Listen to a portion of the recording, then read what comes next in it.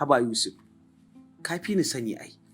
Kawai dan an ce kana ɗauke da cuta ta HIV sai ka tashi hankalinka? Ji fa duk yanda ka rarrame. Kana nufin cutar HIV mutuwa ce?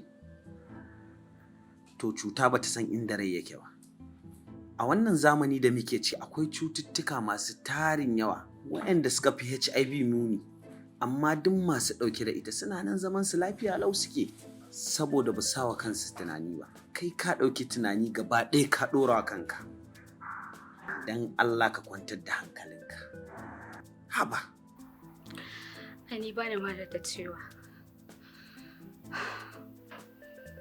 Ai dama ina da ki samu ta cewa. Tunda kin je kin raba abun kunya, ke da kika je neman sulhu, me kai ki faɗa da su? Ba za ki gane ba ne. Yarinyar nan gaba ɗaya ta riga da ta raina. Zara kenan. Raini na nawa? Ai idan da ta raina ki, yanzu kuma gashi har duka ta yi miki. Kin ga kuwa raini ai ya riga ya ƙare. Sai abin da kika gani nan gaba.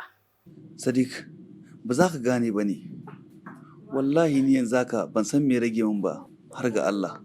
Dan bayan da za ka shi kenan kuma sai ka ɗora kanka damuwa ka kashe kanka? Mahaifiyarka da ƙanwarka suna da buƙatar ka a cikin rayuwarsu. Haka dubban dubatan mutane waɗanda kuke mu'amala suna da buƙatar ka a cikin rayuwarsu. Haba Yusuf. Kuma likita ya tabbatar mani da cewa kana cikin matsananciyar damuwa. Har ciwon zuciya ya kama ka. Kuma ba ka shan maganinka a lokacin da ya dace ka sha shi. Ka ƙi ka cire tunani daga ranka. Yanzu haka kake so ka samu lafiya?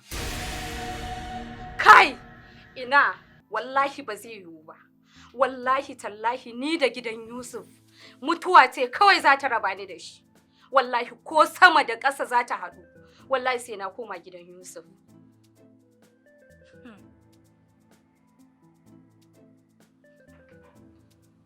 Me kike nufi Zara? Wai kina nufin har yanzu baki sadu da ba?